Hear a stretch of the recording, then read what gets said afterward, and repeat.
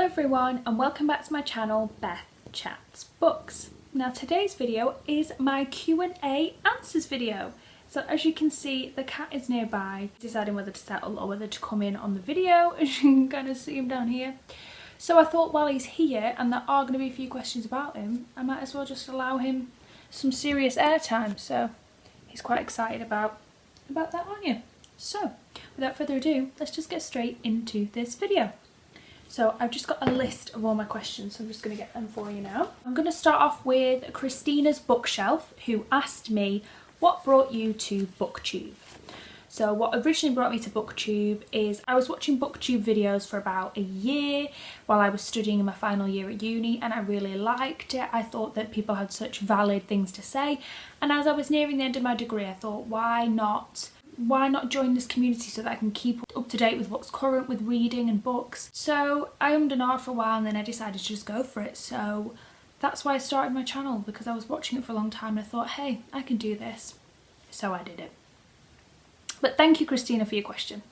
And next question is Dane Reed's. And Dane Reed asks, 1, how old is your cat? And does he curl up with you when you're reading? So first and foremost, he's very old. So we got him in 2001. So he's about 17. So he's actually really old for a cat, which is crazy because he doesn't look very old. But he is a little bit old. He struggles to get up on the sofa and things, don't you? And he does love curling up with me when I'm reading. If you've noticed on my Instagram, he always gets involved when I've sat down. There's a book, if the fire's on, he loves warmth and comfort, and he has this annoying habit of wherever you put your laptop, put your book, put any sheets of paper, he wants to nudge it and move it, or he wants to sit on it. So yes, he definitely does do that, but thank you very much for your question, Dane. And then Serena from A Wandering Mind asked me a lot of questions. So the first one is my favourite classic. So at the moment my favourite classic has to be Jane Eyre by Charlotte Bronte. I just love that classic. I really connected with it, and considering I read it so young, I really enjoyed it. I have reread it since and I had the same feeling. So I don't know what it is particularly about that one, but I just love the story. I love that it's her self-discovery. I just really love that book. Number 2, favourite place in the world. My absolute favourite place in the world, I have to say, is Canada. I've been for a couple of summers. I love that place. I always feel like because I had a great summer camp experience there, I met friends from around the world, had amazing experiences with the kids there, that I always say to myself I've left part of my heart in Canada, because I do feel like it's a home from home for me. Then number 3, if you were forced to read a book from a genre you don't like, which one would you pick? I usually don't like fantasy, but I'm going to use the really cliche example of Harry Potter. Is obviously a massive magical realism fantasy kind of book, and I was obsessed with that when I was younger. I still love it today. I'm not embarrassed to be an adult and love Harry Potter, but it isn't a genre I usually pick up, so I think that's the best example I can give you for that one, Serena. And then the final one is favourite food. Now my favourite food is seafood. I love anything with prawns, mussels, any kind of different exotic fish. I've never tried lobster, but I really want to try that. So I'm a big seafood kind of girl, so any kind of seafood. So thank you, Serena. And then my next question is from Leah. Tell me about your travel goals. Where would you go on a dream holiday? So my travel goals, I would love to do more travelling. I really enjoy travelling. I really enjoyed travelling around Canada, and I've seen bits of the world. I've visited places like Turkey, Tunisia, the Dominican Republic, Spain, Portugal, but I would love to travel some more. I'd really like to go and travel to New Zealand and Australia and see parts of that. Leah, I know you're Australian, so I would definitely like to go and visit your country, see a lot more places within Europe. I'd love to also travel to South America, but I am worried that it would be quite dangerous. I'd love to go to Brazil in particular, but it's obviously a very unsettled place to visit. But my dream holiday and my dream honeymoon holiday is what I always say if I won the lottery and could have the holiday of my dreams, it would be to visit Tahiti, because I think it's beautiful. I love how their little huts submerged in crystal clear water. It just looks like paradise on earth. So that will be my dream holiday. But thank you for your questions, Leah. And then next is getting Hygge with it. Now she asked me, how do you get a little more Hygge into your life? For example, how do you add coziness? I live for coziness. I am all about the comfort. Add hygge into my life to answer that question. I run myself a hot bath in the evenings if I know I've not got a hectic day the next day. I will put the fire on, a hot drink. I always snuggle up with a blanket and read while everybody else watches the TV, so I have no problem with getting some hygge into my life. I'm all about that comfort. But thank you so much for your question. And then next one is from Catalyst Reads. What's something you've been meaning to try but haven't gotten around to it? Now, one big thing that I want to try and do more of is exercise. I want in the next coming year or so to start losing a bit of weight, and I just, because of the winter weather, we've had beasts from the east here, there and everywhere in the UK, all the snow and all this cold weather.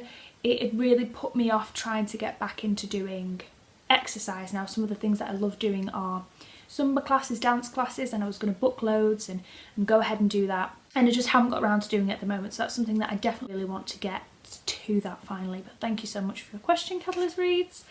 And then next one is May from May Reads. What is your Hogwarts house? I have done the Pottermore test 3 times now, and 2 out of the 3 times I got Hufflepuff, so I guess I am a Hufflepuff. Thank you so much for your question, May. And then the next question is read by Liv, and she says, what is your favourite place to buy books from? Now, I have quite a few examples of where I buy books from. So I sometimes buy them from Amazon, occasionally buy them from Book Depository. I sometimes go on an online book website called World of Books, and that's pre-owned books, and that's also really cheap to get them from. I sometimes go to the library, but mainly I go to Waterstones and spend a small fortune because I like being in a physical bookshop, and where I live we don't have many different bookshops, so Waterstones is our main bookshop, the main chain, the place to go where I live. There's not really any other bookshops around, so I enjoy perusing in a physical bookshop, so I enjoy shopping at Waterstones. And I like when they have 2-for-1 deals on the books that I want to read. So thank you for your question, Liv. And then the next one is Books and Jams. And she asks, how did you discover Booktube? So I discovered Booktube because I was watching it for a while. I found it by, one day I was looking for book reviews of a book I'd finished, and then it kind of led me to watching people, and then started finding people like Lauren from Lauren and the Books, Mercy from Mercy's Bookish Musings, and Simon of Savage Reads. And from there I religiously watched them, saw who they were talking about, started watching them, and it grew and grew and grew, and I started watching more channels. And then after about a year of watching it, I said, oh, I really want to do this. I definitely think I could do this. So that's how I got into Booktube in a nutshell. And then she also asks, which fictional characters would you most likely be good friends with in real life? Now, I found this question really difficult because most of the characters that I love in a book are really disturbed, or they have a kind of dark, meatier element to them, or they're conflicted and confused characters. I like a lot of depth to a character, but maybe you don't necessarily want that depth to a friend in real life because, sorry, I'm just going to move this so you can see them a little bit better. In real life you don't want all that drama, I guess, so I think I would be friends with the kids from Harry Potter because I think they're really cool. I'd want to be friends with Hermione. I think I'd be friends with Jane in Jane Eyre. I think I'd be friends with someone like Sherlock Holmes. I think he's very eccentric and outgoing, but I really like eccentric people. I really enjoy that. So yeah, there's some. I'm really sorry, I just found that question really hard because the characters that I love aren't necessarily characters I think I would get on with in real life because there'd be loads of drama. But thank you, Books and Jams, for your question. And then next I have a question from Remembered Reads, and that is, can you tell us a story about your cat? I was trying to think of loads of exciting stories to tell you about Archie, but the only ones that I can think off the top of my head is when we've had the beast from the east and we had some snow recently. He has this really irritating habit of trying to be an alarm clock. So if my sister doesn't get up early to go to work, and we've kicked him out so he can sleep outside, then in the morning he comes round right to our window and he jumps on it and he scratches out a window till we let him in, which he's now made a habit of doing, which is great fun for us. But recently when there was a lot of snow, he kept trying to get onto the window ledge, and as he was trying to get to the window to scratch, the snow meant that he kept slipping and he repeatedly just kept falling. And luckily anybody who has cats knows that cats always land on their feet, so he wasn't damaged or impaled or anything like that from falling over. He didn't hurt himself in any way, but it was quite comical to see him keep repeating because now he's a lot older, climbing up on things, proving a lot more difficult for him than they ever did. I think he's quite insulted, and that's why he's just he's just gone out of the shot now. So I'll just move this back to normal. But there we are, that's a great story for you. So I hope you enjoyed that one, Remembered Reads. And thank you again for your question. And then the next one is from A Bookish Balance. And she asks, are you in school? If so, what's your major? And if not, what is your job? So I graduated last year, and I graduated from Keele University with a history and English degree. And that was a dual honours, so they were both equal. I didn't have like a major in either. Now I'm working at the moment. I'm working in a retail job. I really want to work in PR and marketing and media. So at the moment I'm trying to apply for some entry-level positions for that kind of job. So if anybody has any experience of trying to get into PR or any advice, please comment down below, because I am struggling. I'm applying here, there and everywhere for positions. So I would love to know if somebody else is in that same boat or has been in that same boat and could give me any advice. But thank you very much, A Bookish Balance, for your lovely question. And then the next question is by Chapter 32, and that is, what kind of music do you listen to? Now at the moment I've not been listening to much music because I've been reading, and I've sometimes feel that depending on my mood I can be quite sensitive to music. So if it's overly dreary or it's quite heavy and loud, when I'm not in the mood for that I can't really stomach it a lot. But I've been listening to chart music and enjoying that. I'm not so much of a music person, which I know is quite disappointing for some people, because I know my boyfriend in particular, he lives, breathes, sleeps everything music, and he has a record player and he adores it. But I'm just not that into my music at the moment. But thank you so much for your question. And then next is Hooked on Books. So she says, what's your poison? Because she messaged in the Q&A video, and she was mentioning how we really need to meet up, which we definitely do, Shazza. We really do need to meet up. Me and you and Jasmine really need to do that. So hopefully we will. But she made a joke saying, what's your poison, in case you ever come down to order a drink. So my two favourite kind of drinks of choice at this particular moment in time are either a gin and tonic or red wine. Now I've realised that as I've got out of the party phase, now I'm out of uni, I'm a bit of an old lady and I love drinking red wine. But red wine, as I've noticed, not very good pre-drink, and it's more a sophisticated setting of having a chat. And I've realised as I've got out of uni, that's more how I enjoy to social drink, not to pre-drink to go out, but to have a nice, meaningful, calm kind of chat with people. And red wine's perfect for me for that, to diffuse tension and to have a nice chat and diffuse stress from your week. So in a nutshell, those are the two drinks of choice. But yes, that is my poison.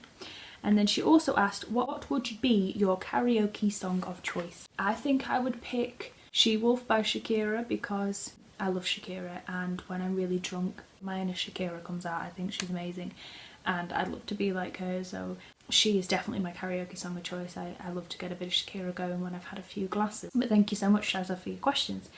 And then next, Holly the Book Lover, what is your favourite drink? So as I've kind of mentioned, gin and tonic and red wine are my favourite alcoholic drinks. My favourite drink on a day-to-day basis is a cup of tea. I have a ridiculous amount of tea in a day. I do like a coffee, but not first thing in the morning, because I always wake up quite dehydrated. I hope that answers your question, Holly. And then next is Graham Quigley, and he asks, if you could have a dinner party with 4 authors, past or present, who would they be? Definitely pick Virginia Woolf, because I'm obsessed with wanting to know more about her. I once watched a BBC adaptation about her life and how it was quite sad, and I'd love to be able to know more about her than we've ever really got to know. And in a similar vein, I'd also pick Sylvia Plath, because I think both of them had such tragic deaths, and it'd be really interesting to know the people behind their life and their art. So I'd be really fascinated to know more about them. I would like to meet Ian McEwan. I find his books very interesting. I recently read Nutshell and loved that, and I always think if there's kind of dark books or meaty, juicy, psyche kind of books, I'm fascinated by the people who create that and where that comes from. And I think in a similar vein I would pick Jeffrey Eugenides, because I loved the Virgin Suicide so much, and I'm very fascinated. I know that you're meant to differentiate an author from the text, but like I mentioned with all 4 of them, I really want to get into where you get your inspiration. Oh, and also another one that's just popped into my head but would be fascinating for a similar reason is Vladimir Nabokov, because if you've ever read Lolita, like, who the hell writes that? Where does that come from? So I'd love to pick his brain as well. So technically I've cheated and done an extra one for you. But there you are, Graham. I hope you enjoyed my answer to that question. The next one is Rainy Days and Stormy Nights. What is your favourite childhood book and what is your favourite colour? So my favourite childhood book when I was younger, we read a lot of Paddington Bear when we were very young, really enjoyed that. We read a lot of Beatrix Potter as well. I live near the Lake District, so we really enjoyed reading a lot of that. And obviously Harry Potter is always a popular choice for kids. So those are kind of ones I remember vividly from my childhood as being books that I really enjoyed when I was younger. And then what is your favourite colour? I've mentioned this previously and I think it has slightly changed. It used to be pink. Now I think more purples, greens, darker blues, darker reds, like mauve colours. So I'm kind of undecided on that question at the moment, but I'll go with conventional pink. But thank you so much for your question. And then next one is from the Lilac Linnet, and she asks, if there's a power cut and you have plenty of candles so you can see well, how would you pass an evening without technology? So of course, like any book lover's answer is going to be by candlelight reading a book, snuggled up. I can waste so much time reading books and I really enjoy it. If I could also be able to run a bath, then I would run a bath and read by candlelight if that was possible. But I really enjoyed that question, so thank you so much for asking me that. I really enjoyed that, and I hope I did justice with my answer. And then the next one is from Caroline Dean, and she says, what made you want to start Booktube? Now, it's quite similar questions to the ones earlier. It's because I've been watching it for a long time. I'd really got invested in these channels and I started to say to myself, I really think I could do similar content. And after leaving university, I really wanted to keep my brain ticking over. I really wanted to still talk about books. I knew books were going to be a part of my life, a lifelong hobby, and I wanted to keep that going. And then when I stumbled across Booktube, I realised there's a platform designed specifically for me to still talk about books and to find a community that also want to talk about books. So it was just some good luck. I stumbled across it and said, this is the perfect way to keep my interest in books and my discussion about books alive. So in a nutshell, that is why I've started Booktube. So I hope that answers your question, Caroline, but thank you very much for asking me that question. And then last but not least, Jasmine over at Jasmine Reads has asked me a lot of questions, so I thought I'd leave her till last. So Jasmine, I'm going to answer them for you now. So the first one is, who are your fave fictional parents? Now, I've recently finished The Hate U Give, and I think I would pick Star's parents, because what I really liked about the book is that it kept referencing quite explicitly their affection for Star, their affection for the rest of the family, her other two brothers, and how although her father had been convicted of crimes and he'd gone to prison while she was younger, there was still this love and affection for her, and he was still caring. They both gave fantastic advice to Star. They were both really supportive through her journey in the book, and I thought they were really good advocates for how parents should be, the best kind of parents I've seen portrayed in a book in a long time. And then number two, what is your favourite colour? That is similar to the question that Rainy Days and Stormy Nights asked me, so I'm giving a similar answer. I'll say pink, but I'm pretty sure I'm off that phase now. I like my darker colours. And then number three, what's your ideal perfect evening? Place, food, drink, people, entertainment. So I think my perfect kind of evening, if I had a choice, would be to have a nice meal with family, have drinks, have a really nice seafood meal, a red wine or maybe a glass of bubbly, and maybe to stay at a really nice plush comfy hotel, like a 5-star hotel if I had a choice, and run a big bubble bath and then snuggle up in a really comfy bed with my boyfriend and kind of watch films and read books and have a really just nice chilled evening. So that is my perfect evening. And then Jasmine's final question is number 4, your favourite animal. Now I have to be completely honest, and this might shock a few people, but my favourite animal since I've been very little has been the pig. So loads of people think that's very strange, but when I was younger I was obsessed with pigs. I had pig toys, my room was pink for pigs, I had a little tag on my door that said Beth's Pigsty on it. I just thought they were beautiful, and I remember watching Babe Pig in the City and being in love with that film. It's interesting because when I was younger I was ridiculed mercilessly by parents and friends who thought pigs are ugly, you know, they roll around in their own muck, why would you like them, and all these disgusting things that people would say about it. And now I think due to kind of social media, and there's been a lot of craze for micro pigs in recent years, now the pigs come back on people's radar and people are less offensive about the pig. But I'm just saying, I was the OG advocate of the pig, and I always have a soft spot for pigs. If I could have a micro pig, I really would, but I've heard by some people that there's no such thing as a micro pig. Ben says we can't have a pig, so I guess we can't for now have a pig. But thank you so much for your questions, Jasmine, and thank you to all of you for your questions. I really enjoyed answering them. I think they were so creative and original, and I was really excited because all of my favourite booktubers asked me questions. That's not to say people who didn't ask me questions aren't my favourite booktubers either, but I was so excited by all of the people that I frequently talk to, who supported this channel, who I love their channels, and I think they're amazing people. I was also over the moon that they also asked me questions, so it was fantastic to let you guys know a little bit more about me and Archie and to answer those questions. So I really hope you enjoyed this video. I'll be back very soon with some other videos. I have some tags and some TBRs, some wrap-ups, some other things to do. But please hit the subscribe button if you want to be alerted for when my future videos come out.